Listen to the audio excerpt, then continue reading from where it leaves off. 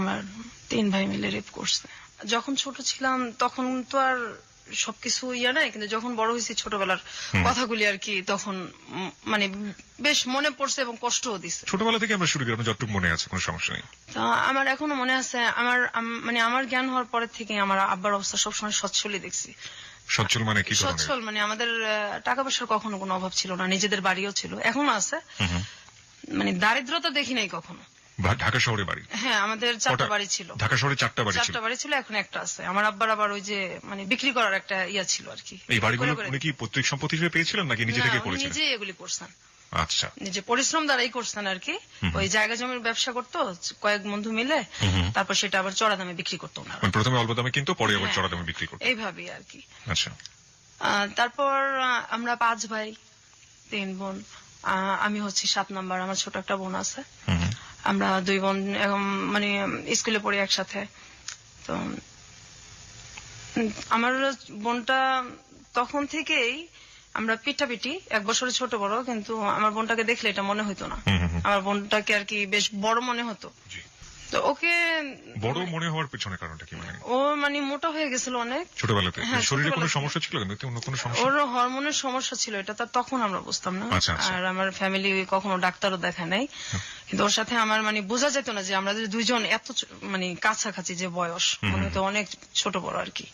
ওকে বড় মনে হতো, আপনাকে ছোট মনে হতো? ওকে অনেক বড় মনে হতো। আচ্ছা। তারপর আমরা স্কুলে যাইতাম। আমার বাবা টাকার অভাব নাই, কিন্তু আমাদের কখনো ব্যাগই কিনা দেয় নাই। আমরা ব্যাগ ছাড়া বই নিতাম হাতে করে। আপনাদেরকে বই মানে কিনে দিত না?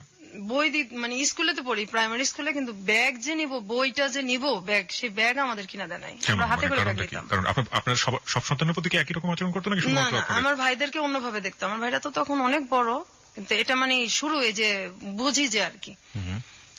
আর একসাথে খাওয়াইতে গেলে সবসময় আব্বা মা ছেলেদেরকে পাশে রেখে বসায় খাওয়াইতো। আমরা বসলে আমাদের 2 বোনকে উঠাই দিত। কেন? আপনারা কখনো জিজ্ঞেস করতেন না যে কেন? হ্যাঁ, জিজ্ঞেস করতাম। কি বলতো? কোনো কিছু বলতো না, যে হিংসা করো কেন আমার ছেলেদের সাথে, এটা বলতো মাঝে মাঝে। তারপরে দেখতাম আমরা। আপনার ভাইরা কোনো প্রতিবাদ করতো না যে না বসে থাকো? কখনোই না, এটা তো মানে বাবা মার মতোই ওনারা। তারপর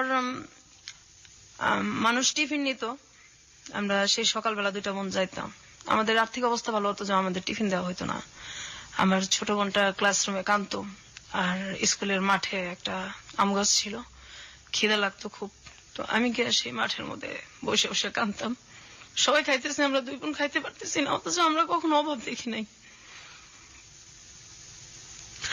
তো আপনারা কি কখনো প্রতিবাদ করতেন না? কারণ ওই সময়টা তো আসলে এতটা ইমোশনাল। আপনারা যখন বলছেন যে খুবই ছোটবেলায়, তো পাশে এসে অনেক ঝগড়াঝাটি করতেন না যে কেন টিফিন দাও না বা কি অবস্থা? না, আমরা তো ভয় পেতাম, আমরা বলতে পারতাম না এসব। ভয় পেতেন কেন? আমাদেরকে মারতে? ভয় পেতাম, হ্যাঁ। ছোটবেলা থেকে আমরা খুব টর্চারে বড় হয়েছি, তো তখন তো আমরা অনেক ছোট। আমার বোনটাকে যেখানে ভর্তি করার কথা আপনার 1-এ, কি তখন তো বেবি ছিল, প্রাইমারি স্কুল ছিল, সেখানে ওরে ভর্তি করা হয়েছে 2-তে, বড় দেখে। কিন্তু ও যে পারবে কিনা এটা কখনো দেখে নাই, ওকে ভর্তি করে দিল, বাস দিল একদম ধাম করে ক্লাস করতে দিল। তারপর আমরা একসাথে যাইতাম আসতাম। এই যে বৃষ্টি হইতো, তবুও আমাদের কোনো ব্যাগ ছিল না, আমরা 2 বোন ফ্রকের নিচে করে বই আনতাম। আমাদের বই ভিজা যাইতো, আমরা সে বইটা গ্যাসের চুলায় বসে বসে 2 বোন শুকাইতাম। আমাদের ওই বই ছিল কি হইলো এটা দেখার মতো কেউ ছিল না। আমার বড় বোন ছিল, সেও কখনো আমাদের কেয়ার করে নাই। আর যদি গরিব মানুষদের সাথে খেলতাম, যারা আমাদের চাইতে একটু ইয়া ছিল, তখনও মার খেতাম, অনেক মার খেতাম। আমাদের সবার সাথে। আপনাদের ভাইদের ক্ষেত্রে কি একই রকম কিছু? হ্যাঁ, আমার ভাইরাই মারতো, আর ভাইদেরকে ওইভাবে দেখতো না। আপনার ভাইয়ের সাথে আপনার বয়সের ডিফারেন্সটা সেই সময় কতটুকু ছিল বা এখনো? আমার একটা ভাই আছে, সেটা হলো আমার বোধহয় 3 বছরের বড়, আর এরপর তো সবই বড়, অনেক বড়। কত বছরের ডিফারেন্স? যেমন আমি যদি মনে করেন আমি 1-এ পড়ি, তখন তারা 7-এ 6-এ পড়ে, এরকম। আচ্ছা, আমরা আরো সামনের দিকে, গল্পের সামনের দিকে যাই। তো যখন এই মারধর গুলো করতো, আপনারা বাবা কিংবা মাকে নিশ্চয়ই বলতেন? ওনাদের সামনেই মারতো, সামনে তো একসাথেই তো সামনেই মারতো, কখনো কিছু বলতো না। মারার জন্য কোনো কারণ? না, এই যে খেলতেছি গরিবদের সাথে মারতেছে, বা এই সারাক্ষণ তো মানে এটা করো ওইটা করো। আমাদের 2 সেকেন্ডের জন্য 2টা বোনরে আমাদের মানে বসতে দিত না, সারাক্ষণ এটা করো। আর সুযোগ পেলেই আমার ঘাট টিপে দাও, পা টিপে দাও, হাত টিপে দাও, এগুলি চলতো। ভাই বলতো যে আমার ভাই ঘাটতি পেত? বলতো, হ্যাঁ। আচ্ছা, এটা কি স্পেসিফিকলি কোনো ভাই বলতো নাকি সবাই এরকম? বিশেষ করে ওই একজনই বলতো আর কি বেশি, তারপর সবাই ভাবেই ডাকতো আর কি। হুম হুম। এটা একটা উছিলা ছিল, আর একজন সারাক্ষণই এটা করতো। তারপর আমি যখন ক্লাস 2 পড়ি, আমি খেলতে যাইতাম, কিন্তু আমার বোনটা যাইতো না। ওর উপরটা যে তখন মানে কি গেছে, ও তো আমার চাইতে একটু ছোট। আমি 3-তে উঠছি, 2-তে না, 3-তে উঠছি। তা আমার বোনটাকে আমি কখনো খেলতে নিতে পারতাম না। আমি কেন নিতে পারতেন না? আমি মানে ও যাইতো না, আর খুব কথা কম বলতো, অনেক কথা কম বলতো। এমনি চুপচাপ, কিন্তু হঠাৎ করে খুব চুপচাপ হয়ে গেছে। আমরা 2টা বোন একসাথে শুই, একসাথে বড় হয়েছি আমরা, কিন্তু ওই সময়টা আমার মনে পড়ে এখনো যে ওরে আমি বাইরে হঠাৎ করে নিতে পারতাম না। আপনার ভাই বোনকে একই সাথে খেলাধুলা করেছেন কখনো? না না, আমি আর আমার এই ছোট বোনটা একসাথেই থাকতাম, একসাথেই খেলতাম। আমরা দুজন তো পিঠাপিঠি। তারপর আমি খেলতে যাইতাম, আমার বোনটা দূরে থেকে দেখতো, কিন্তু ও যাইতো না, ওরে আমি নিতে পারতাম না। জিজ্ঞাসা করলে কিছু বলতো না। পরে এক সময় আমি বুঝতে পারি আমার বোনটাকে আমার 3 ভাই মিলে রেপ করছে। ওকে, আপনি এটা বুঝলেন, আপনি মানে কখন কিভাবে আপনি এটা বুঝলেন এবং কত বছর বয়স তখন আপনার? আমি তখন ক্লাস 3-তে পড়ি, 4-এ পড়ি। তখন তো কোনো মেয়ের একটা রেপ সম্পর্কে আইডিয়া থাকা উচিত না বা জানেই না ব্যাপারটা। আপনি তো পরবর্তীতে বড় হয়ে এটা জিনিসটাকে বড় মূল্যায়ন হয়ে তো করেছেন, জিনিসটা আমি জানতাম। কিন্তু আপনি তখন কি দেখলেন আসলে? আমার বোন চুপচাপ হয়ে গেছে, আর শুধু বলতো যে আমার ওই জায়গাটা ব্যথা করে। এটাও আমার শরীরের একটা, আচ্ছা ঠিক আছে। আমার এই জায়গাটা ব্যথা করে। তো আমি তো এই জিনিসটা বুঝতাম না, তো বড় হওয়ার পরে বুঝতে পারছি। তো আপনি তাকে জিজ্ঞেস করেছিলেন যে কে এই কাজটা করেছে? হ্যাঁ, ও এটা আমাকে বলছে। আপনি তখন কি করলেন এটা জানার পর? এটা জানার পর আমি আমার বড় বোনকে বলছি। বড় বোন কি বলল? বিশ্বাস করা নাই, কোনো পাত্তা দেয় নাই কেউ ফ্যামিলিতে। এবং পরবর্তীতে এগুলির শিকার আমিও হয়েছি। এভাবে আমার বোনটা যখন ওর 10 বছর, এর মধ্যে ও বেশ কয়েকবার রেপের শিকার হয়েছে আমার ভাইদের। এটা ও কি করতো এই ধরনের ঘটনা ঘটার পরে? আপনি আপনার পরিবারকে বলেননি, আপনি বড় বোনকে বলার পরে আপনি আপনার বাবা মাকে বলেননি? তখন তো আমিও ছোট, জিনিসগুলো তো আমি বড় হওয়ার পরে মানে বেশি বুঝতে পারছি। আমিও তো তখন ছোট। একবার আমি মানে আমার বাবা মাকে বলছি জিনিসটা, আমি নিজেও বুঝি না, যতটুকু বুঝছি আর কি। তো বলছে তোমাদের জন্য কি আমার ছেলে বের করে দেবো? আমার ছেলেদের সাথে হিংসা করো, এই জন্য এরকম কথা বলো, আজে বাজে কথা বানায় বলো। বিশ্বাস করতো না, আর কিন্তু তারা শুনতেই চেত না। আমাদেরকে তো পছন্দই করতো না, হয়তো কেন এমন করতো জানি না। আমার তো আপন বাবা মা, আর ভাই বোন তো সবাই আপন। ওই সময় আমাদের পাশে কেউই ছিল না। আমরা 2 বোন একসাথে বড় হয়েছি, অনেক কষ্ট করে বড় হয়েছি, পাশে কেউ ছিল না। তারপর আমার বোনটা এরকম হইতে হইতে কথা বন্ধ করে দিল আস্তে আস্তে। একদমই যখন কথা বন্ধ করে দিত তখন বন্ধই থাকতো কথা। কতদিন বন্ধ থাকতো? 2 মাস 3 মাস বন্ধ থাকতো কথা। অনেক মারলেও কথা বলতো না, কারোর সাথে কথা বলতো না কারোর সাথে কথা বলতো না। আবার যখন বলতো তখন হয়তো কিছুদিন বলতো, এরপর আবার বন্ধ। তারপর ও হঠাৎ করে বিছনায় প্রস্রাব করতো। এটা ওর একদম আগে ছিল না, তারপর হঠাৎ করে এটা হয়েছে। ওর এই যে মানে ডাক্তার দেখানো দরকার সেটা কেউ দেখাইতেছে না। তারপর ও চিল্লাচিল্লি করতো, খুব কষ্টে চিল্লাইতো, এগুলি বলতো। সেটার ওকে সাপোর্ট দেওয়ার মতো তো কেউ ছিল না, আর আমিও ছোট। তারপর ওই যে ভিজা কাঁথা এগুলির ওইভাবে উল্টায় রাখতো, আবার ওইটার মধ্যে এসে শুতো। এত শীত। আপনার মা কি করতেন? আমার মা কখনো আমাদের কেয়ার করে নাই। আমরা যদি কষ্ট পাই বলতাম, আমার মা একটাই কথা, আমার ছেলেদের সাথে হিংসা করো, তোমাদেরকে কি ভালোবাসি না, ভালোবাসা কি বড় করতেছি না? এই ভালো, এরা কি ভালোবাসা? আপনি তো 2 নজরে দেখতেছেন, আমাদেরকে এত কষ্ট দেন, আমরা কোথায় যাবো? আমাদের তো কেউ নাই। আপনি আমার ভাইদেরকে একভাবে দেখেন, আমাদের 2টা বোনকে একভাবে দেখেন, কিন্তু আমার বড় বোনকে ওনারা এইভাবে বড় করে নাই। আমার বড় বোনকে ওনারা অনেক ভালোবাসা বড় করছে। আমাদের 2 বোনের বেলায় এরকম হয়েছে। তারপর আমার বোনটা যখন ক্লাস 5-এ পড়ে, 5-এ পড়ার পরে একদমই বিছানায়, প্যারালাইজ না, কিন্তু বিছানার মধ্যে গোসলও করতে পারে না, হাঁটতেও পারে না, নিজে হাতে খাইতেও পারে না। এখনো ওকে আমার বড় ভাবি খাওয়াই দেয়, গোসল করায় দেয়। আর তখন আমার বড় ভাবিটা তখন এরকম ছিল না, পরে আস্তে আস্তে মানে আমার মায়ের চাইতে বেশি ভালোবাসে। আমরা মেন ট্রিটমেন্টে যায়নি যে সময়টা এরকম হলো? না, আপনার পরিবার ট্রিটমেন্টে যায়নি? না, কখনোই না। কোনো ধরনের ট্রিটমেন্ট করে না, কখনোই করে নাই। তো ও তো অসুস্থ হয়ে পড়লো 93 সালে। This track was downloaded from FusionBD.com. 93 সালে একদমই বিছানায় পড়ে গেল। তখন ওর বয়স কত? তখন ওর মনে হয় কত হবে, 93 ও ক্লাস 5-এ পড়ে। আচ্ছা, বয়সটা ওটাই কি ওর শেষ পড়া ছিল? পরের পড়াশোনা করতে না, হয়? এরপর তো একদম বিছনায়, আচ্ছা, একদম নিজে খাইতে পারে না, নিজে গোসল করতে পারে না, বিছানা থেকে ওরে ধইরা উঠাইতে হয়। কিন্তু ওর ভিতরে তো এই কষ্টগুলির কারণে ও আর কি এরকম হয়ে গেছে। তার মধ্যে ওর প্রচন্ড মোটা হয়ে গেছে। তো একবার ডাক্তার দেখানো হয়েছে। ডাক্তার বলছে ওর মানে ওর শরীরে হরমোন অনেক বেশি। আর যেটা হলো যে ওর খুব মাথা ব্যথা করতো। ওর যখন মানে কান্নাকাটি করতো, তখন আমার বাবা মার কাছে আসতো না, কিন্তু আমাদের পাশের পাশের সব মানুষ চলে আসতো। এত রাত্রে এইভাবে কে কাঁদে? পাশের পাশের অনেক লোকজন চলে আসতো, কিন্তু আমার বাবা মা পাশের রুমে থাকতো, ওনারা কোনোদিন আসতো না, আইসা কখনো পাশে বসতো না। কোনো সময়ই আমাদেরকে মানে অসুখ হইলে আমার বাবা মা কখনোই কাছে আসেনি। কিন্তু আমার ভাইদের যদি অসুখ হইতো, তারা পাশে যাইতো, ফল নিয়ে বসে বসে খাওয়াইতো। তারপর আমার বোনটা যখন একদম পড়ে যায় অসুস্থ অবস্থায়, তখন আমার এই ভাবি ওরে এই শুরু করে টানা আর কি। আমার ভাবিটা এমন দিন গেছে যে আমার মানে দুধ জাল দিচ্ছে, ছেলেদেরকে খাওয়াইতো, আমার মা বাবা খাইতো, কিন্তু আমাদের দুই বোনকে কখনোই দিত না। এই দুধ যে মানে খাওয়াটা, আমাদের বাসায় সবসময় দুধ রাখতো, আমার ভাবি আমাদেরকে খাওয়ায় মেন। আমরা ভাবির কাছ থেকে এটা শিখি। আর মায়ের ভালোবাসাটা আমার বড় ভাবি দিছে আমাদেরকে। পরবর্তীতে আমার সেজ ভাবি আসছে, উনিও এখন আমাদের আদর করে। কিন্তু আমার বোনটা এখন অসুস্থ। আমার বাবা আমার বোনটার কখন এই চিকিৎসার কথা বলে খুব রাগারাগি করে। একবার কিভাবে যেন অনেক ঝগড়ার পর আমার বোনটাকে ডাক্তার দেখানো হয়েছে। তো ওই যে ডাক্তার, উনি বললো যে হরমোন বেশি, এটা ট্রিটমেন্ট আমি করব। আর ওর সিটি স্ক্যান করা হয়েছে, ওর মাথায় কোনো সমস্যা নাই। ওর মেন হলো তোমার মানসিক ডাক্তার দেখাতে হবে। এটা দেখাইলে তারপর ধীরে ধীরে যদি ঠিক হয়, এর মধ্যে এছাড়া ওর কোনো আর ইয়া নাই। তো চিকিৎসাটা মনে হয় 2-3 বছর চলছে। তারপর আমার এক ভাই বলছে, না ওকে পাগল নাকি, ওর মানসিক ডাক্তার দেখানো লাগবে। তারপর এই কথা বলার পর ওর চিকিৎসা বন্ধ হয়ে গেছে। আমার আব্বা ওকে আর কোনোদিন ডাক্তার দেখা নাই।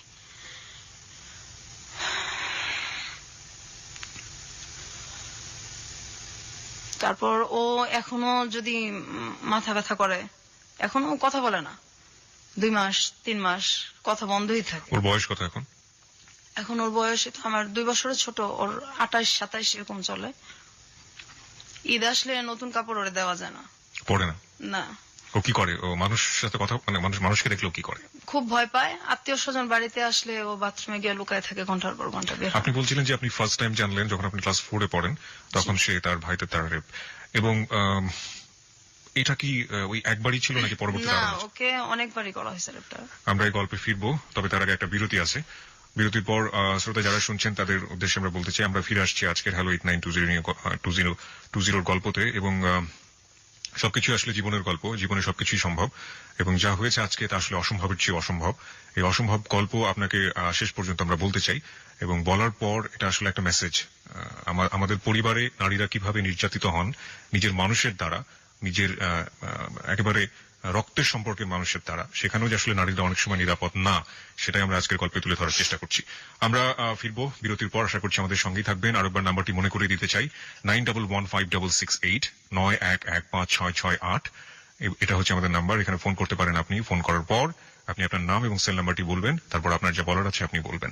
এছাড়া ফেসবুকে আমাদের একটি পেজ রয়েছে, সেখানেও আপনি যোগ দিতে পারেন, আপনার অভিমত জানাতে পারেন। ফেসবুক পেজটি হচ্ছে facebook.com/hello8920। হ্যালো বানানে ডাব্লিউ নেই।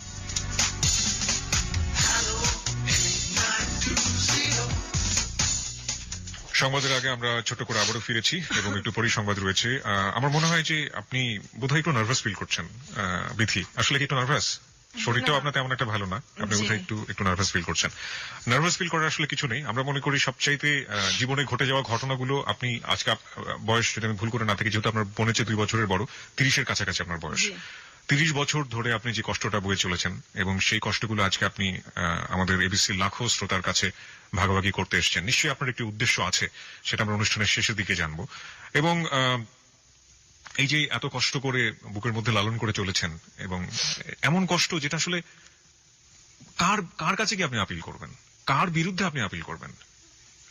আপনার অনুভূতিগুলো কি ঠিক এরকম না যে ভাইয়েদের কাছ থেকে আপনি আপনার বোনের কথা বলছিলেন, আপনার নিজের ক্ষেত্রেও কি এরকম ঘটেছে? অবশ্যই। একই বয়সে আপনার ক্ষেত্রে এরকম ঘটেছে? হ্যাঁ, আমার একই বয়স হয়েছে, আবার আমার পরেও হয়েছে, কিন্তু পরে ওর হয় নাই আর কি। হুম। তো আমি যখন 2তে পড়ি,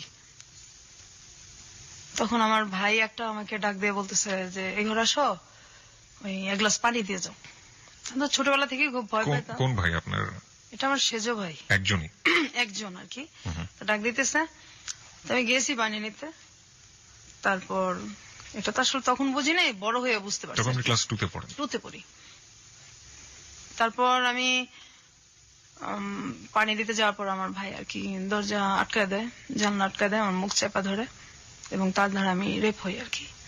তো এটা আমি বাসায় জানাইছি, ওই সেম কথাই। কোনো ব্যবস্থা নেওয়া হতো না বাবা না, মার কাছ থেকে? এটা ছেলেদেরকে জিজ্ঞাসা করা হতো না, উল্টা আমাদেরই ধমকানো হতো। আপনার ভাইয়ের বয়স তখন কত ছিল? আমার ভাইটা একদম যদি কমও হয় 7-8 তো পড়ে। আচ্ছা, 7-6। মানসিকভাবে অসুস্থ ছিল কি আপনার না, ভাই? কখনোই না, ওরকম কোনো সিমটমই তাদের নাই। এমনি পাড়ার লোকজন, আপনারা যে পাড়ায় বসবাস করতেন, তারা আপনার ভাইদেরকে কিভাবে চিনতো, মানে কেমন মানুষ হিসেবে চিনতো? আসলে আমাদেরকে তো বাইরে কম যাইতে দিত, খেলতেও কম দিত। আপনাদের দুই বোনকেই? হ্যাঁ, খেলতেও কম দিত, বাইরে যাইতে দিত কম। তারপর আমি যখন এরকম হয়েছি, হওয়ার পরে আমি কিছুদিন স্কুল যেতে পারি নাই। তো আমি খুব কান্নাকাটি করতেছি, মানে আমি কি বলবো, কাকে বলবো। তা আমি বাসা তো বলছি, এই কথা শুনছি, স্কুল যাইতে পারি নাই। এই যে যাই নাই, এর জন্য অনেক মারধর করা হয়েছে আমার। আমি স্কুল কেন যাই নাই, আমাদের যদি একটু খারাপ লাগতো আমরা স্কুল বন্ধ দিতে পারতাম না। তারপর আমার বোন যদি পড়তে না চাইতো, যে একদিন খারাপ লাগতেছে, পড়তে পারতেছে না, ওরে মানে ফ্ল্যাটের ওই মাথা থেকে একদম এই মাথা পর্যন্ত আমাদের মানে পড়ার ঘরটা চুলের টাইনা টাইনা তারপর হেঁচড়ে নিয়ে আসা হচ্ছে। কে করতো এটা? এটা আমার মেজবাই করতো, এটা আমাদের স্যারের সামনেই করতো। আচ্ছা, আমরা গল্পের বাকিগুলো শুনতে চাই সংবাদের পর। রাত 12টার সংবাদের পর আমরা আসলে এই গল্পের শাখা প্রশাখা সবগুলোই জানার চেষ্টা করবো। আশা করছি আমাদের সঙ্গেই থাকবেন। সংবাদ পর্যন্ত অপেক্ষা করুন, তারপরে গল্পের মূল জায়গাগুলোতে আমরা যাব। হ্যালো 8920 আপনি শুনছেন এবিসি রেডিও FM 90.2। আশা করছি সাথেই থাকবেন।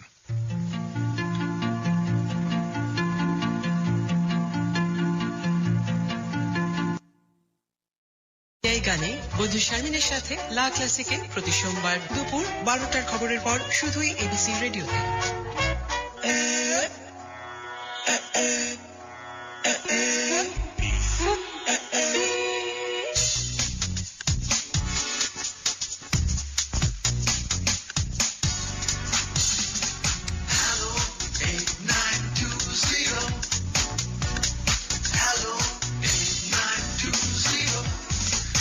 আরো একবার স্বাগত হ্যালো 8920-তে। সংবাদের পর আমরা ফিরে এসেছি আমাদের অতিথি নিয়ে। আজকে আমাদের সঙ্গে আছেন বিথি। বিথি তার ছদ্মনাম বলবো আমরা আসলে গল্পের প্রয়োজনে ব্যবহার করছি। তিনি তার নিজের নামটাকে গোপন করেছেন, এবং আমরা আরো একবার বলে নিতে চাই আজকের এই গল্পটি একটি বাস্তব গল্প, জীবনে ঘটে যাওয়া গল্প, এবং আমরা মনে করি যে কোনো সেটা সমস্যাই থেকে যায় যদি সেটা গোপন রাখা হয়। এবং আসলে আমি বিথিকে শেষের দিকে জানতে চাইবো যে আসলে 30 বছর ধরে যে দুঃখটা আপনি গোপন করে রেখেছেন, সেটা আপনি কেন আজকে আমাদের সাথে শেয়ার করতে আসলেন, এবং শেয়ার করলে যেটা সমাধান হয়ে যাবে ঠিক তা না। তারপরেও তিনি আমাদের কাছে এসেছেন, কারণ আমরা বিশ্বাস করি হ্যালো 8920 হচ্ছে মন খুলে কথা বলার প্ল্যাটফর্ম। জীবনের যে কোনো গল্প সেখানে বলা যেতে পারে। বিথি, আমরা সংবাদের বিরতিতে যাওয়ার আগে আপনার কাছ থেকে জানছিলাম যে কিভাবে আপনারা ফ্যামিলিতে অ্যাবিউজ হয়েছেন, এবং আপনার ভাইরা যেটা করেছে, এবং আপনার বাবা মা সেখানে কোনো ধরনের কোনো ভূমিকাই নেয়নি। আপনি আপনার বোনের কথা বলছিলেন, আপনার বোন। তা আমার বোন তো এই যে এরকম হলো, তারপর আমার বাবা মা তো কোনো কেয়ারই নাই, অসুস্থ হয়ে পড়লো। কিছুদিন ওর চিকিৎসা চলার পর আমার ভাইটা যখন বললো, তখন তো চিকিৎসা বন্ধ হয়ে গেছে। বন্ধ হয়ে যাওয়ার পরে তো মানে আমিও এটা নিয়ে অনেক ঝগড়া করছি, আমার ভাবিরা করছে, এবং আমার যে বড় ভাইটার পরে যে মানে আমার যে সেজো ভাইটা, ওই ভাবিটার দেশের বাড়ি হচ্ছে চাঁদপুর। ওনার 2টা বাচ্চা আছে। ওনার হাজবেন্ড আমাদের সাথে সেম কাজটাই করছে। আমার ওই ভাইটা তখন 9-এ পড়ে, ও তখন বড়। আর হাজবেন্ড মানে হচ্ছে আপনার ভাইয়ের বাইরেও? না, আমার মানে বড় ভাইয়ের পরে যে ভাইটা বিয়ে করছে আর কি, একটা গ্যাপ মাঝখানে ভাই, তারপরে যে ভাইটা বিয়ে করছে ওই ভাবিটা ভালো। ওই ভাবিটার হাজবেন্ড যেরকম করছে সেই ভাবিটাও জানে। আচ্ছা আচ্ছা। উনি আমাদেরকে বেশ সাপোর্টও দিছে। উনি ওনার হাজবেন্ডকে কখনো জিজ্ঞেস করেছেন আপনার জানা মতে যে তুমি এই ধরনের কাজ কেন করেছো? না, এটা বলতে সাহস পায় না, খুব ভয় পায় ভাবি। ওনারা কি মারধর করেন বউদেরকে? না, ওরকম তো কখনো দেখি নাই। আর এমনি খুব ভালোবাসে, ভাবির সাথে কখনো খুব একটা লাগালাগি হয় না, ও বাচ্চাদের নিয়েই হয় আর কি। আচ্ছা। মাঝে মাঝে ওর নিজের বাচ্চার সাথে, দুইটা ছেলে যে আছে, ওই আমাদের সাথে যেরকম মানে টর্চারটা করতো, যে হাসি খুশি থাকাটা বোধহয় দেখতেই পারে না। কি ধরনের টর্চার করতো? গায়ে হাত তো তুলতো, এছাড়া কি ধরনের হ্যাঁ, টর্চার করতো? তো আমার ধরেন আমি ওই যে স্কুলে যাব ছোটবেলা, আমি আমার বোনের ইয়েটা আগে শেষ করি। জি। আমার বোনটা তো অসুস্থ হয়ে গেল, তারপর চিকিৎসা বন্ধ, ওর মাথা ব্যথার জন্য আশেপাশের মানুষ চলে আসতো, বাবা মা তো কখনোই আসতোই না। আর আমার ভাইরা ওর চিকিৎসা বন্ধ, যে ও কি পাগল নাকি, ওর তুমি মানসিক ডাক্তার দেখাবা, আর মোটা হয়ে গেছে, ডাক্তার বলছে হরমোনের ট্রিটমেন্ট করলে এটা ঠিক হয়ে যাবে, না হয় এটা ওর অনেক সমস্যা হবে। আমার বাবা বলছে এগুলি কোনো কিছু নাই, মোটার জন্যই সমস্যা সব। এবং আমার ভাইরাও এটাই কথা। আর আমাদের সংসারটা তাই হয় যে আমার ভাইরা বলে আর কি, আমাদের কোনো ভ্যালু নাই, আমরা দুই বোন কোনো ব্যাপারে কোনো মন্তব্য দিতে পারি না, আর আমাদের যেভাবে চালাবে ওইভাবেই। আমার বাবা টাকা নাই, কিন্তু আমার দুই বোনের যে কাপড় চোপড় গায়ের, এটা কখনো মানে দিত না, কাপড়েও আমাদের খুব কষ্ট দিত। আর আমাদের কোথাও যে চিড়াখানা বা বাচ্চাদের যে ঘোরার যে জায়গাগুলি, ঈদ আসতো বা এমনিতে, আমাদের কোথাও কেউ নিয়ে যায় নাই কোনোদিন, আমার আব্বাও না। আমরা এগুলি ছোটবেলা দেখি নাই চোখে, কখনোই না, ঢাকা থেকে এগুলি আমরা কখনোই দেখি নাই। তারপর কাপড় চোপড় যদি কোথাও যাইতে হতো, আমার এখনো মনে আছে, আমরা একটা জায়গায় যাব, তো আমাদের কোনো কাপড় নেই, আমাদের পাশের বাসার একটা মেয়ের কাছে গিয়ে আমার জামা চায় নিয়ে আসতে হয়েছে। অথচ আমার আব্বার কিন্তু টাকা আছে, কিন্তু কাপড় চোপড় এত কষ্ট দিত যে মানুষের কাছে গিয়ে আমাদের টাকা চায়, কাপড় চায় নিয়ে আসতে হইতো। অসুখ হলে ডাক্তারও দেখাতো না। আমাদের ছোটবেলা টাইফয়েড হয়েছে, পরে ডেঙ্গু জ্বরও হয়েছে, আমার ডাক্তার আমার আব্বা দেখেন, আমার গলার চেন বিক্রি করে আমার চিকিৎসা করা লাগছে। আমার ছোট বোনেরও সেম অবস্থায়, ওর মাঝে মাঝে পা ফুলে যায়, একদম পা ফুলে, গাল টাল ফুলে যায়, খুব কান্নাকাটি করে। আমার আব্বার কোনো খারাপই লাগে না। আর আমার আব্বার কিন্তু একটু বাইরের মহিলাদের প্রতিও আছে, দুর্বলতা আছে, আসা যাওয়াও আছে। আমরা যখন খুব ছোট, আমার মা আর আব্বা দুজনেই কিন্তু মানে মরিদ হয়েছিল, আমাদের বাসায় গান হইতো, পীরের মরিদ গান বাজনা হইতো, আমরা ওটা পছন্দ করতাম না। তখন খুব আমার মা মানে কোনো কিছু নিয়ে যদি রিয়াক্ট করতাম, খুব গালাগালি করতো, আব্বাও সেম, আর ভাইরা তো আছেই। আমাদের বাসায় অনেক লোকজন আসা যাওয়া করতো, এটা আমরা কখনোই পছন্দ করতাম না।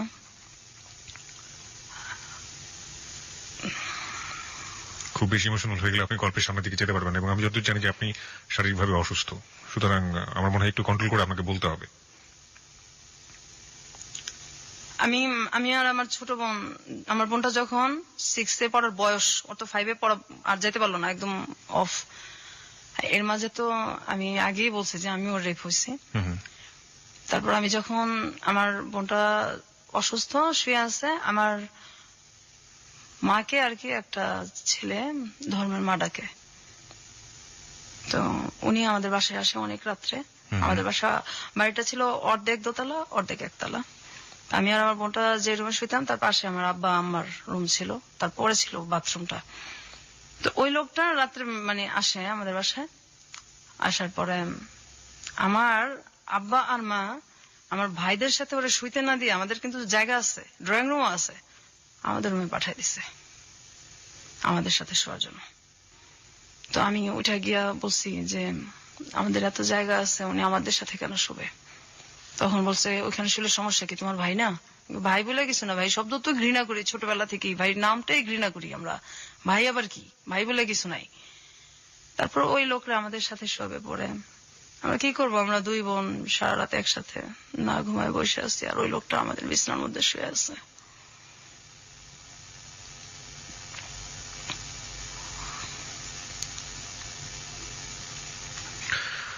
ওকে, আমরা আর একটু সামনের দিকে যাই। তারপর আমি কিবরিয়া ভাই যখন মানে ঘুমায় থাকতাম, আমরা দুই বোন মানে এখনো দিনের বেলা ঘুমাই না, কখনো দিনে ঘুমাই না, ওই পায়ের শব্দ মনে হয় যে এখনো কানে বাজে।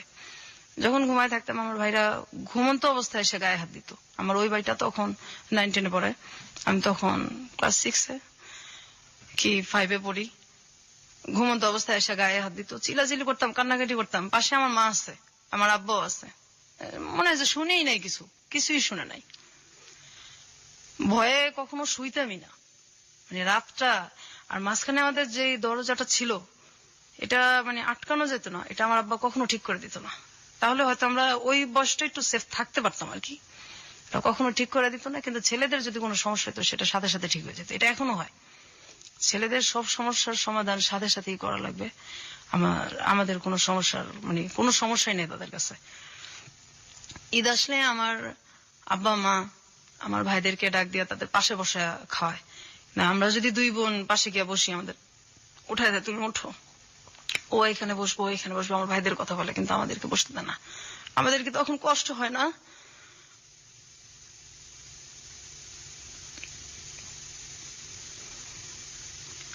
আমি সবসময় বলতাম যে আমরা কি মানে আপনাদের সন্তান না? আর আমরা দুই বোন খুব মানে তখন থেকেই কল্পনা প্রবণ হয়ে পড়ি যে কত মানুষ যায় রাস্তা দিয়া, যদি ওই লোকটা এসে বলতো যে আমি তোমাদের বাবা, তোমাদের রাস্তায় ফালাই গেছি, তো তোমরা হারাই গেছিলা, ওরা তোমাদের পাইছে। আমরা সবসময় এই জিনিসটা ভাবতাম যদি কেউ এরকম আসতো।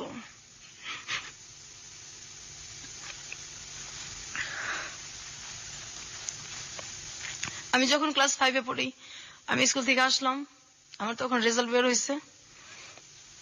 আমি বাসায় এসে দেখি আমার যে বড় ভাইটা, আমার বড় ভাইটার বয়স তখন সম্ভবত 30-35-এর কাছাকাছি। আমি তখন ক্লাস 5-এ পরীক্ষা দিয়ে আসলাম, ফাইনাল রেজাল্ট নিয়ে আসছি বাসায়।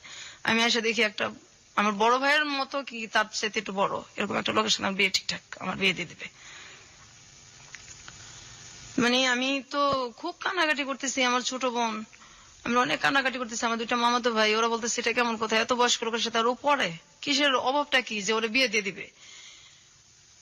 আমি আমার বাবার পায়ে ধরে কান্নাকাটি করছি, আমার বিয়ে দেন না, আমার পড়ান, আমি যখন বড় হবো আমি আমার পড়ার খরচগুলি আপনার আমি দিয়ে দিব, তো আমার বিয়ে দেন, আমি পড়তে চাই।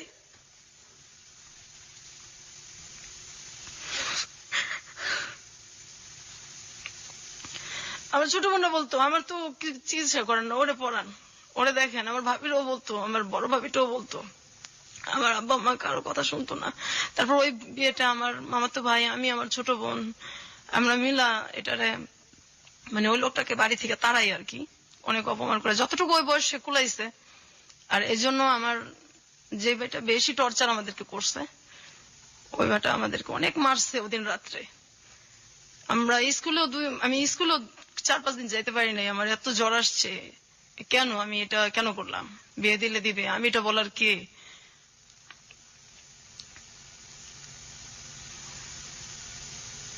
তারপর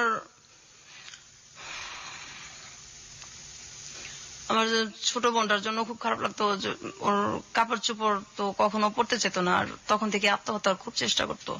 আমি গাছ লাগানোর খুব শখ ছিল আমার, ওই এন্ডিল গ্রাম থেকে নিয়ে আসছি, ধান খেতে দেয়, সেটাও মুখে নিছি, মরে যাবো এই। আপনার বোন আত্মহত্যার চেষ্টা করেছে, এটা আপনি কিভাবে জানলেন? হ্যাঁ, একদিন ওই ইঁদুরের বিষ আনা হয়েছে আমাদের বাসায়, তো সেটা পাওয়া যাইতেছে না। তারপর ওর ড্রয়ারে গিয়ে আমরা ওইটা দেখছি, আর পরে দেখছি যে ও বিছনার মধ্যে একদম কেমন করতেছে, মানে খাওয়ারও বেশ একটা চেষ্টাই করছে, খাইতে পারে না, ওইটা আমরা ফালাই দিছি। আরেকদিন ফ্যানের সাথে চেষ্টা করতেছে, দরজা আটকায় ওনা টোনা বাইন্ধে ফেলছে। তারপর দরজা জোরে আমার বড় ভাবি, ভাস্তি সবাই মিলে আর কি ভাঙ্গা হয়েছে। তারপর আত্মহত্যা করতে পারে না সেদিন, এখন ওই চেষ্টাটার মধ্যে আছে। ওকে এখন পুরোপুরি মানসিক রোগী? একদম মানসিক রোগী। ও মানুষ দেখলে ভয় পায়। কি করে মানুষ দেখলে? এই যে বাথরুমে ঢুকে যায়, তারপর এত গরম, এই গরমের মধ্যে কাঁথা মোড়া দিয়ে শুয়ে থাকে। এখনো গরমের মধ্যে কাঁথা মোড়া দিয়ে শুয়ে থাকবে, কার সাথে কথা বলবে না। ঈদ আসলে তো জামা সে পরবেই না, নতুন কাপড় সে পরবে না। তারপর ঘরের যে একটা আসবাবপত্র চেঞ্জ, এটা সে সহ্য করতে পারে না। আর ভাইদের সামনে যায় কখনো? কিসের? আপনার ভাইদের সামনে কখনো যায়? বা ভাইরাও এক বাড়িতেই তো, সামনে পরেই আর কি। কোনো মানে উদ্ভট আচরণ করে? কথা হয় না, খুব একটা কথা হয় না, আর তো সহ্য করতে পারে না। আর না মানে রিয়েক্ট তো এখন আর হয় না, করে কি করবে, কোথায় যাবে? আমি জোরে নিয়ে আসবো, আমার যে ছেলেটার সাথে এখন বিয়ে হয়েছে, ওটা তো আমি আমার বোনকে তো আমি একসময় আনতেই পারবো, কিন্তু চিকিৎসা যে আমি করবো সেই অ্যাবিলিটিটা আমার এখন নাই। আপনার বাবার তো অনেক টাকা আছে, হ্যাঁ। তারা সে এখন পর্যন্ত চেষ্টা করছেন না না, treatment তারা করার জন্য? করবেও না। আমার আব্বা বলছে আমি যে কদিন বাচ্চা আছি এভাবেই চলুক, আমার চিকিৎসা আমি করতে পারবো না। আমার একটা ভাই আছে, হয়তো সে মাস্তানি টাস্তানি একসময় করছে। আমরা ছোটবেলায় দেখছি, আমি যখন 6-এ পড়ি, 6-7-এ পড়ি, সে রাত বিরাত বাসায় আসতো 3টা 2:30টা। আমার আব্বা কোনোদিনও কিছু বলতো না। তো ওই দরজাটা গেটটা আমার খুলতে হইতো বেশিরভাগই। বাসায় যদি পুলিশও আসতো আমারই খোলা লাগতো, না খুললেও সমস্যা আছে, না খুললেও থাপড়াইতো দুরা। তো ওরে এই যে জেলখানায় যাইতো বা থানায় যাইতো, এক রাতে আমার ছেলেটা মারবো, ব্যথা পাইবো, 40,000 টাকা দিত রাত্রে, 50,000 টাকা দিতে এক রাতের জন্য থানায়, আমার ছেলেটারে যাতে না মারে। তো ছেলের জন্য এত কষ্ট লাগতেছে, একদিন থানায় থাকবে, মেয়েদের জন্য কষ্ট লাগে না। তারপর আবার ছোট নিয়ে আসতো লাখ লাখ টাকা দিয়া, অথচ আমার বোনটার চিকিৎসা হয়ে যায় এই টাকা দিয়া। করবে না? কষ্ট লাগে না? মায়া লাগে না? কি করবে?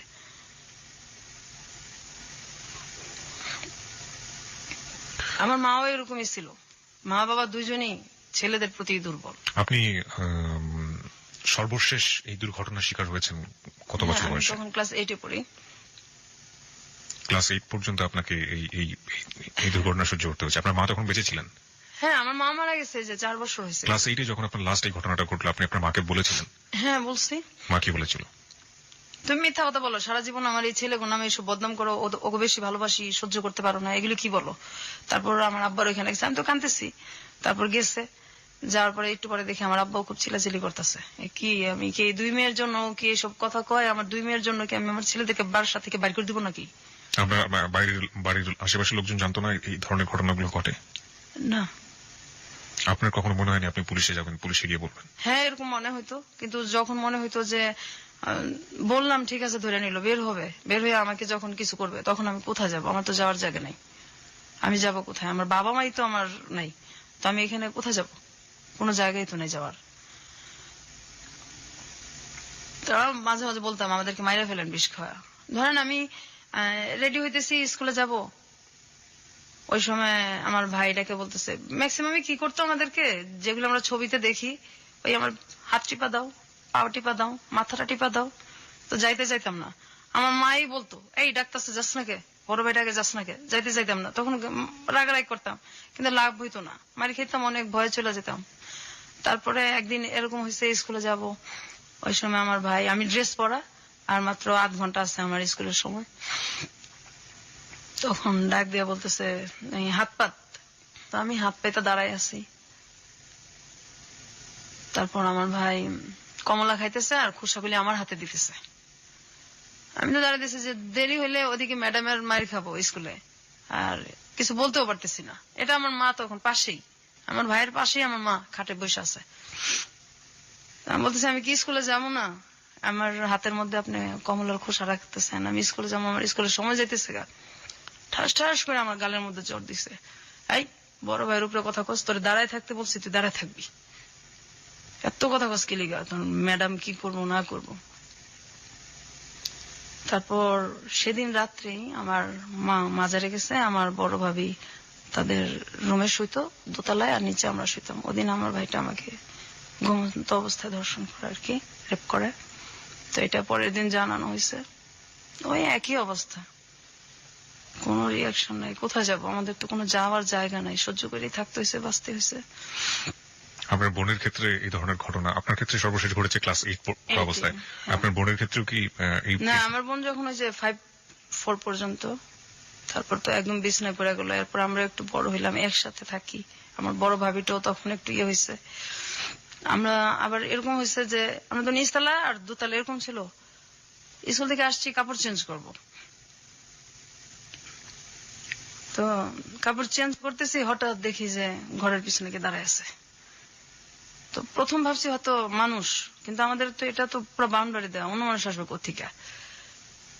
হঠাৎ করে তার মানুষ ঘরের পিছনে তাকায় না। পরে খেয়াল করে দেখি, হ্যাঁ আমার ভাই। এরকম অবস্থা, তো কাপড় চেঞ্জ করাটাও সমস্যা হয়ে গেছে। আইসা স্কুল থেকে সব জানলা আটকায়, দরজা আটকায়, তারপর কাপড় চেঞ্জ করতে হইতো, অথবা বাথরুমে গিয়ে চেঞ্জ করে হইতো। আর ভয়ে তো দিনে কখনোই শুইতাম না, দিনে শুইলেও সমস্যা আছে।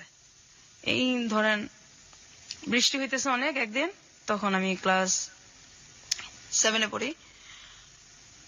তো তো বৃষ্টিতে ভিজে আসছি, আইসা খুব ক্লান্ত, ভয়ে কখনো শুই না। ওদিন কিভাবে জানি একটু মানে ঘুমায় গেছি। হঠাৎ করে ঘুমের মধ্যে দেখি যে আমার ভাই মানে সবসময় ঘুমের মধ্যে গায়ে হাত দিত আমাদের। তো হঠাৎ করে আমার ভাই গায়ে হাত দিছে, আমি তো মানে ঘুমের মধ্যে চিল্লাইতেছি, সহ্য কত করব, কোথায় যাব, চিল্লাচিল্লি করতেছি।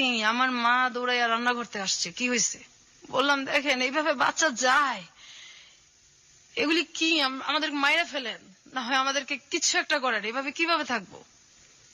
তো আমার আম্মা যে তরকারি নাড়ানাড়ি করে খুঁড় ওইটা নিয়ে আসছে আমাকে মারার জন্য। আমার ভাইটিকে তো কিচ্ছু বলেই নাই, উল্টা আমাকে আসছে মারতে।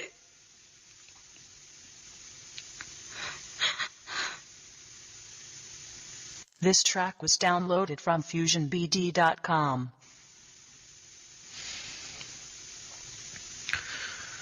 আচ্ছা, আপনার পড়াশোনা কতদূর পর্যন্ত হয়েছে? আমি ইন্টার্ন পরীক্ষা দিয়েছি, এক সাবজেক্ট খারাপ করছি, পরে আর দেওয়া হয় নাই। আমি এ পর্যন্ত তো গেল, তারপর 9-এ উঠলাম। 9-এ ওঠার পরে আমার ওই সময় থেকে আমার আব্বা পড়ার খুব কষ্ট দিত, বই দিত না, বই দিলে খাতা দিত না। তারপর অনেকদিন ঘুরাইতো, ম্যাডাম স্যারদেরও মার খেতাম, হইতো না। আর স্যার আমি যখন ক্লাস 6-এ উঠছি তখন পর্যন্তই আমার স্যার, এরপর আর আমাদের স্যার রাখে নাই। যখন আমি 8-এ 9-এ উঠলে তো আর নিজে থেকে পড়া যায় না, অঙ্ক ইংলিশ এগুলি তো লাগেই। তো পড়া না পারলে মারি খেতাম, বাসায়ও মারি খেতাম, আর পড়া না পারলে স্যারদের কাছেও মারি খেতাম।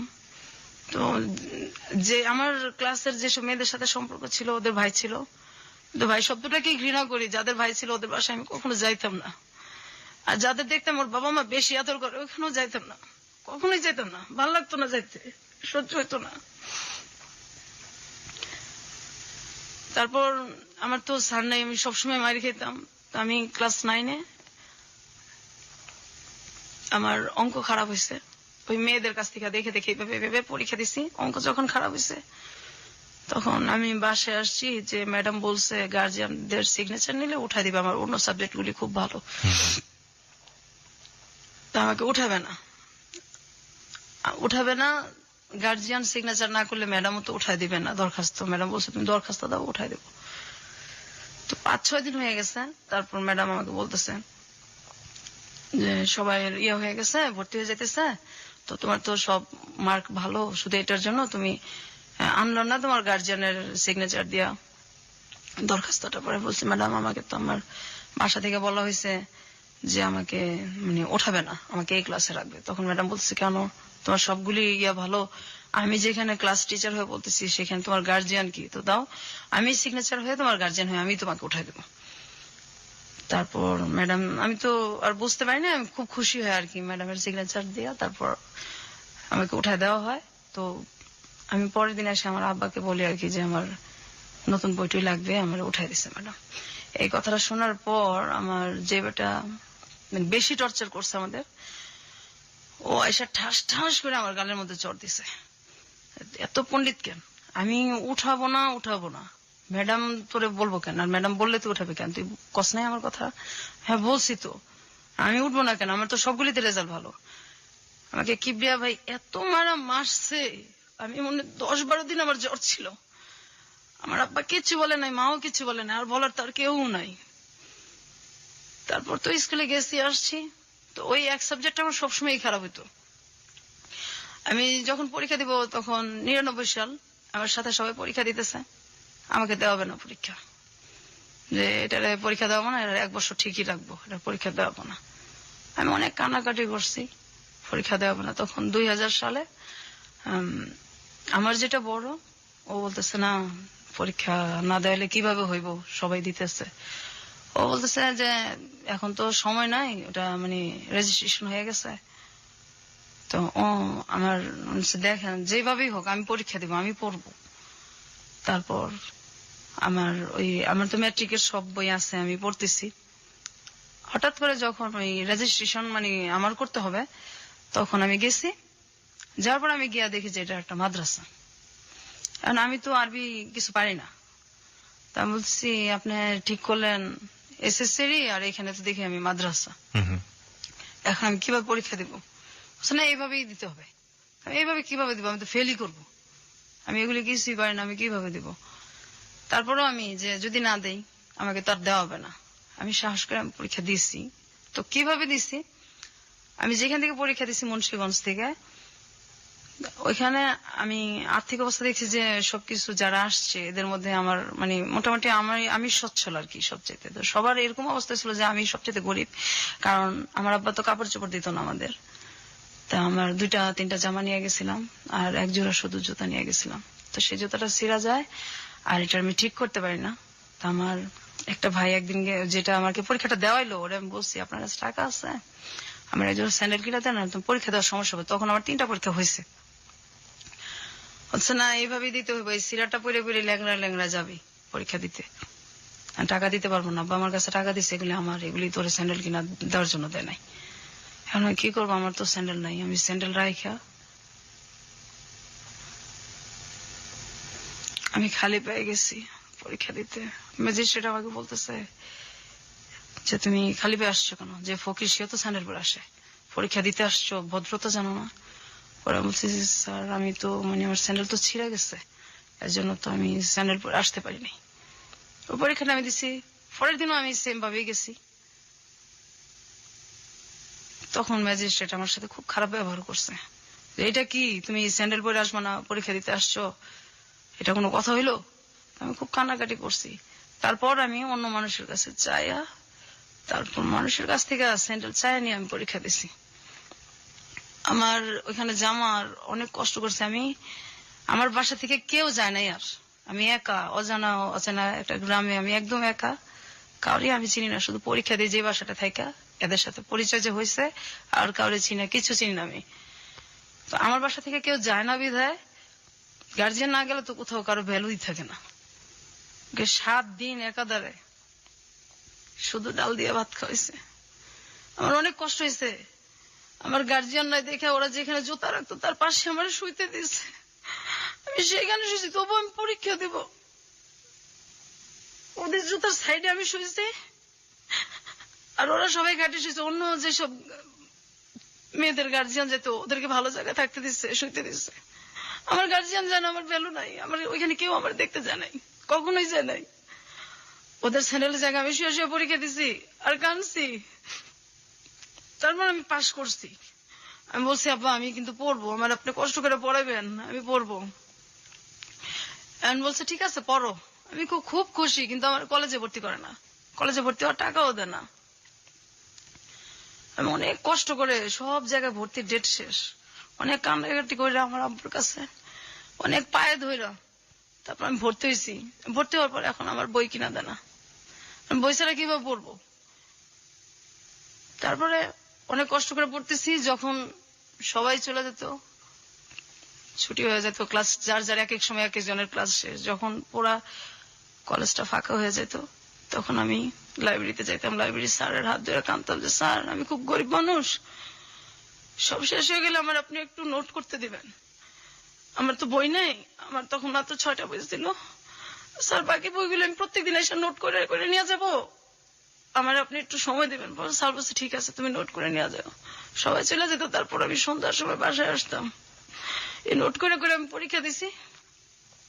আমি একটা সাবজেক্ট খারাপ করছি, আমি অনেক কান্নাকাটি করছি, পরে আমার আর পরীক্ষাই দেওয়া নেই আমার আব্বা।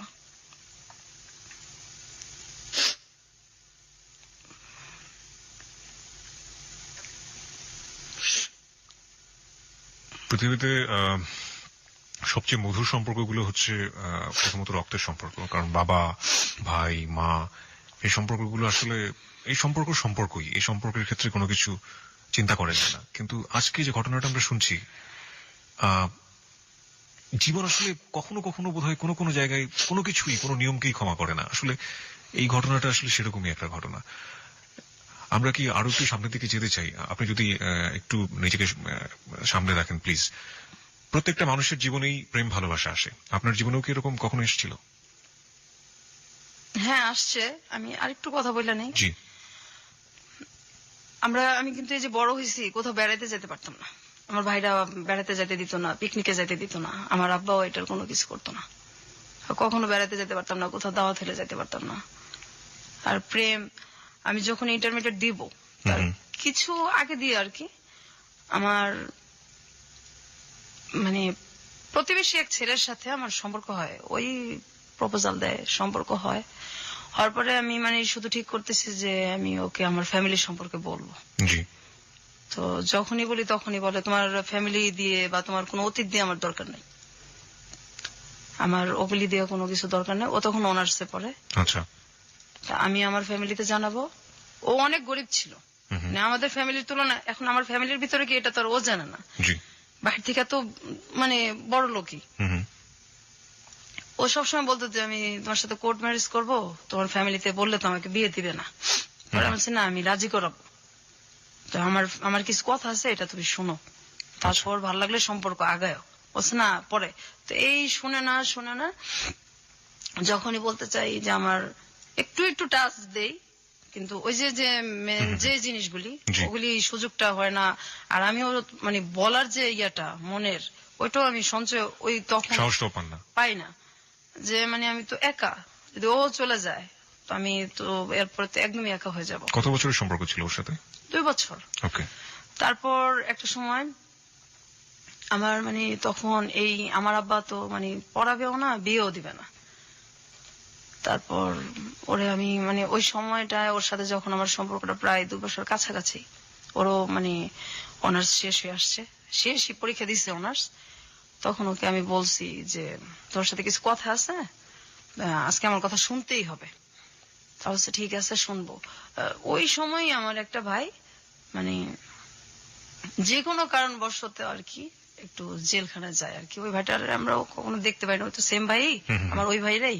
ওইটা নিয়ে আমার কোনো মাথা ব্যথাও নাই, কিন্তু এটাও ও জানে আর কি, আমাদের একই এলাকায় যেহেতু ও জানে। জানার পরে তো আমি বলছি যে এই জিনিসটা নিয়ে ও কথা বলবো আর আমার ফ্যামিলি সম্পর্কে কথা বলবো। আর ও ঠিক করছে ওর বাবা মাকে পাঠাবে আমাদের বাসায়। ফ্যামিলি সম্পর্কে কথা বলবেন মানে আপনি যে ভায়োলেন্সের শিকার হয়েছেন আপনার ভাইদের দ্বারা লম্বা একটা সময়, এটা আপনি বলতে চাচ্ছিলেন? এটা আমি বলতে চাইতেছি, কিন্তু আপনি সুযোগ পাচ্ছিলেন না। না আমি সুযোগ পাইতেছি না, আর ও শুনতে চাইতেছে না। আর দেখা তো আমি 4 মাস 5 মাস পর করতাম, আচ্ছা এত মানে তাড়াতাড়ি দেখা করতাম না। তারপর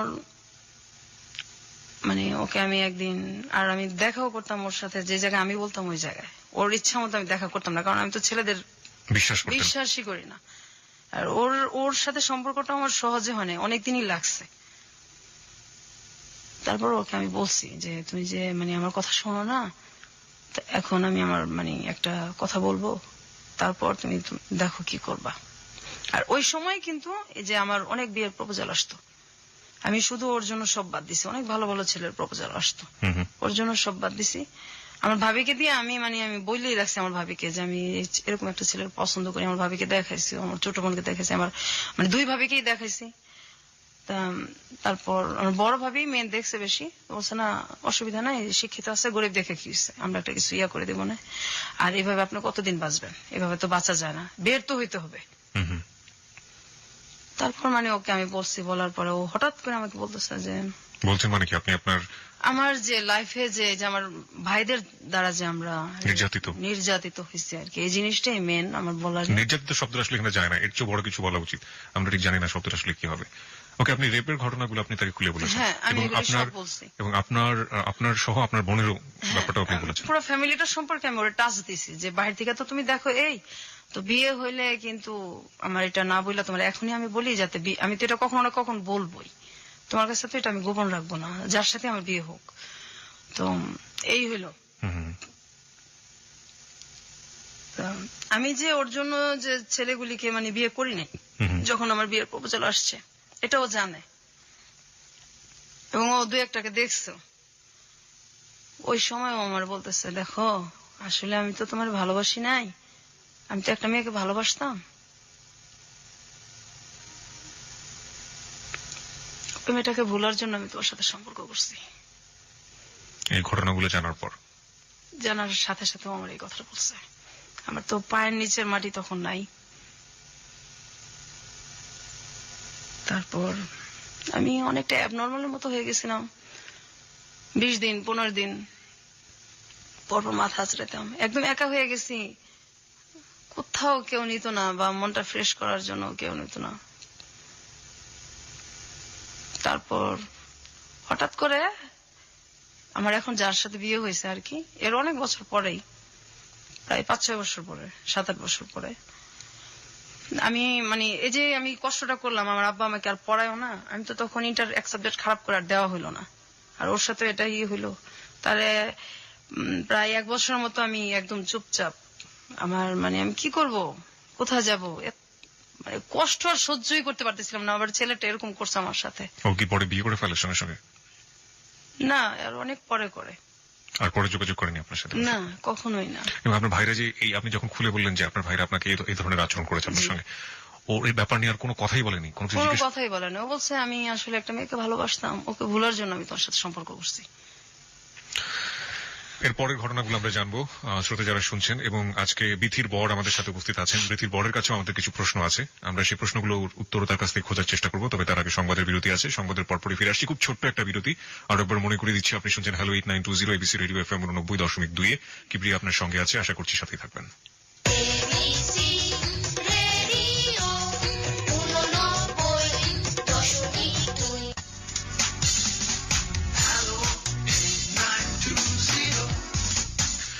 হ্যালো 8920 তে আরো একবার স্বাগত। 1:04 হচ্ছে সময়। কিবরিয়া আপনার সঙ্গে আছে, আর আপনি শুনছেন আপনার প্রিয় স্টেশন এবিসি রেডিও FM 89.2।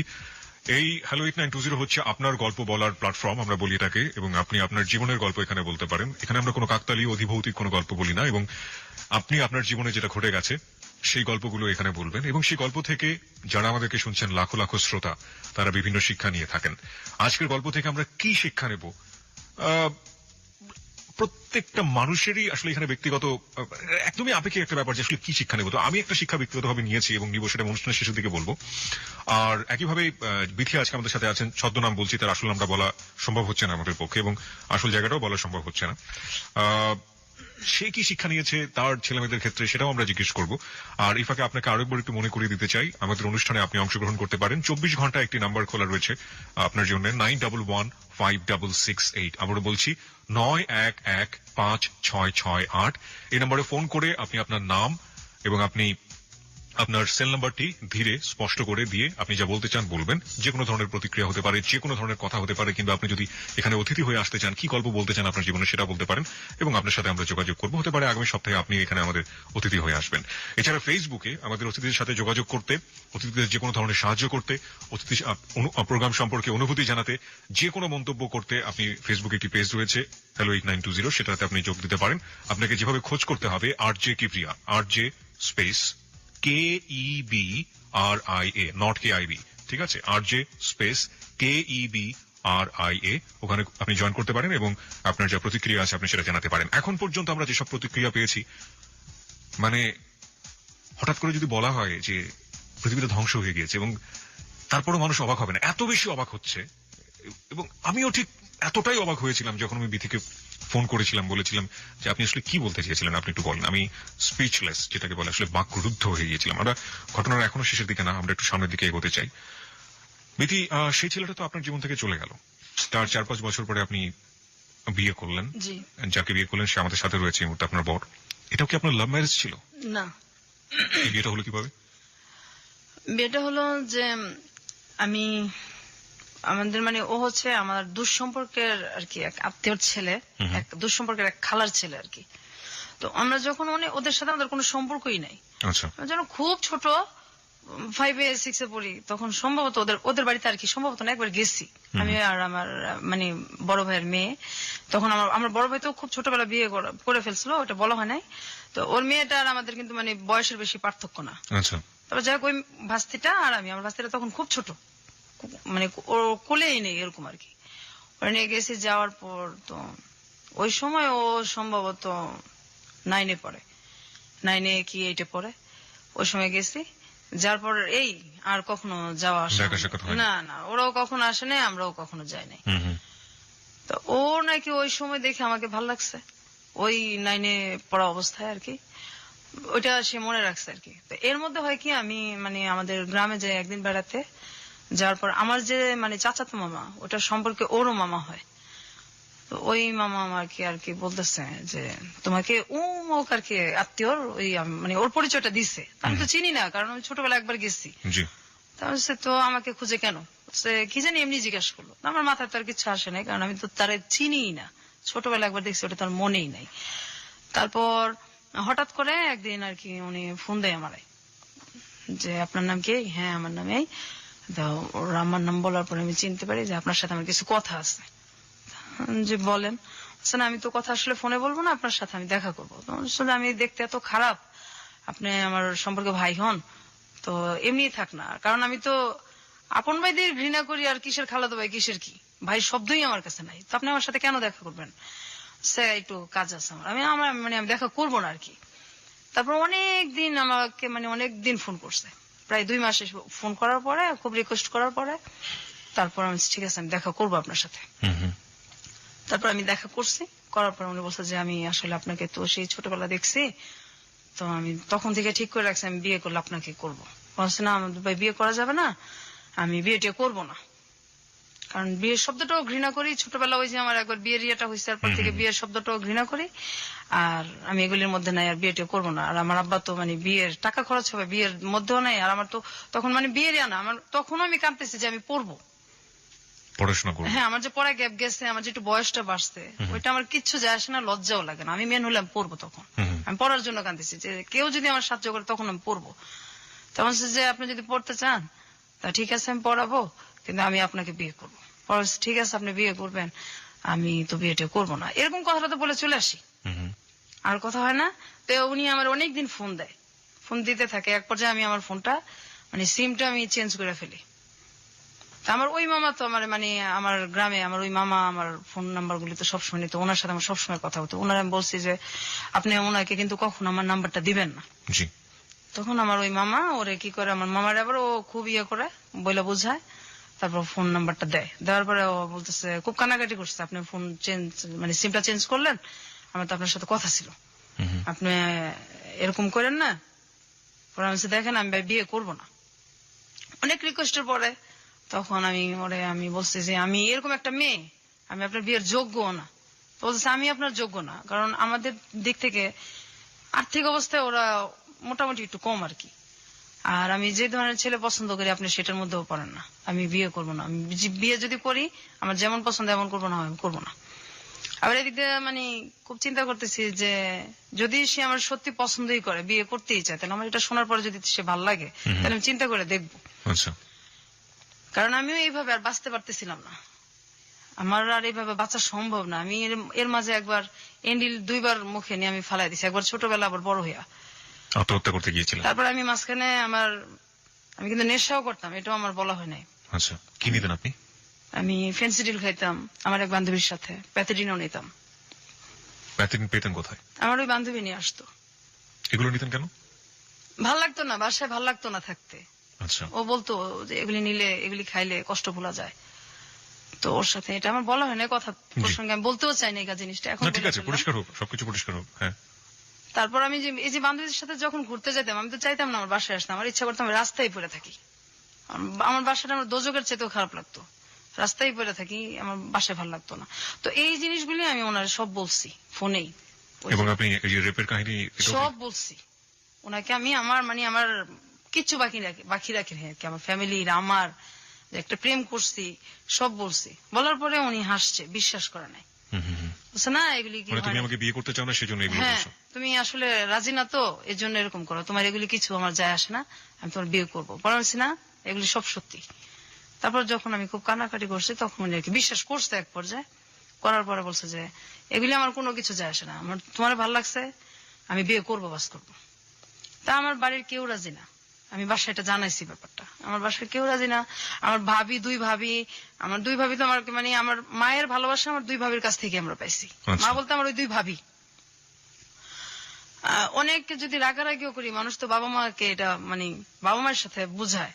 জি, তা আমার ভাবিদের সাথে রাগারাগি করলেও তারা কখনো আমাদের সাথে রাগ করে থাকে না।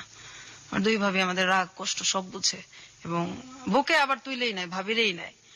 তারপর আমার ভাবিদেরকে আমি বুঝাইছি যে এইভাবে কতদিন আমি বাঁচবো, আমার এইভাবে বাঁচাও সম্ভব না। এই ছেলেটা এরকম, সবাই বলতেছে যে ছেলেটা পড়াশোনা বেশি করে নাই, আবার আমাদের সাথে আর্থিক দিক দিয়েও যায় না, এটা কিভাবে হইব। ফার্স্ট দেখেন এইভাবে আমি তো আর থাকবো না। আর ওর ছেলেটা আমার এত চাইতেছে, তো কেউ রাজি না, কাউরে মানে আমি বাসায় কনভিন্স করতে পারতেছিলাম না। তারপর এক পর্যায়ে ও আমার কিভাবে জানে আমার বড় বোনের হাজবেন্ডের ফোন নাম্বার নেয়, উনি ওনার সাথে মানে খুব যোগাযোগ করার পরে উনি আমার আব্বাকে আর কি খুব রিকোয়েস্ট করে, উনি ওর সাথে দেখা করছে, কথা বলছে যে ছেলেটা যেমনই হোক ছেলেটা ভালো, আপনি দিয়ে দেন, বিয়ে দিয়ে দেন। আর এদিকে আমিও আমার মানে বাসায় বলছি। তারপরে এক পর্যায়ে বিয়েটা হয়। তো বিয়ে হওয়ার পরেও মানে আমি ওদের বাসায় অনেক কষ্টে ছিলাম, এখন তো একটু আলাদা হয়েছি। ওর মা আর বোনের, ওর বাবা নাই। আচ্ছা, আমি এই প্রসঙ্গে আসতে চাই, আমি একটু আপনার বরের কাছে যেতে চাই। আপনি অনেকক্ষণ ধরে বসে শুনছেন এবং মাঝে মাঝে চোখ মুছছিলেন আপনার ওয়াইফ যখন কাঁদছিল। আপনি যে এই যে ব্যাপারগুলো জানলেন এবং জানার পরেও আপনি ওকে বিয়ে করেছেন, সাধারণত এরকম হয় না, যেমন যাকে সে 2 বছর ধরে লাভ করেছে এবং সেই ছেলেটাও জীবন থেকে চলে গেছে এটা শোনার পরে, এবং কোনো প্রশ্নও করে নাই যে আসলে কি, জাস্ট কেটে পড়ার জন্য সে বলেছে অন্য একটা ছেলেকে মেয়ে লাভ করেছে। তো আপনি কেন তাকে বিয়ে করলেন? আমি করলাম তার কারণ হচ্ছে আমি আসলে তাকে ভালোবাসি, ছোটবেলা থেকে দেখছিলাম একবার, তারপর থেকে আমার মনের মধ্যে ওর জন্য একটা জায়গায় তৈরি হয়েছে। তো যে কথাগুলো ও আপনাকে বলছে, আপনি যখন মানে প্রথম যখন কথাগুলো আমাকে বলছে, আমি তো বিশ্বাস করতে পারিনি। এটা বিশ্বাস করার কথা না, জি, কারণ বাবা মা এরকম হয় বা ভাইরা এরকম করতে পারে, এটা তো ভাবাই যায় না। আমি প্রথমে শুনে তো প্রথমে এটা আমি ওইভাবে নিই না, আমি প্রথম বুঝতে পারছি যে ও আমাকে পছন্দ করে না, বিয়ে করতে চাচ্ছে না, এই জন্য হয়তো আমাকে মিথ্যা কথা বলতেছে। যখন এক পর্যায়ে খুব কান্নাকাটি করলো, সত্যি কথা বলে মানে বুঝাইতে পারলো, তখন আমি তো মানে নিজেই হতভম্ব হয়ে গেছি, এটা কি করে হয়, আপন ভাই। তো আমি পরে বললাম যে দেখো ভাই, ওইটা একটা অ্যাক্সিডেন্ট বা একটা দুঃস্বপ্ন মনে করতে পারো তুমি, ওইটা নিয়ে আমার কোনো মাথা ব্যথা নেই, কারণ এখানে তোমার কোনো দোষ ছিল না, তুমি পরিস্থিতি শিকার। ওইটা আমার কিছু যা আসে না, আমি তোমাকে ভালোবাসি, যে কোনো কিছু বিনিময়ে তোমাকে চাই। ভাইদের মুখোমুখি যখন আপনি হন, আপনার ফিলিংসটা কি হয়? সে তো আপনাকে বলে বোঝাতে পারবো না। যদি আল্লাহ তাআলা আমাকে ক্ষমতা দিত, এই বিচার মনে আমি নিজে হাতেই করতাম।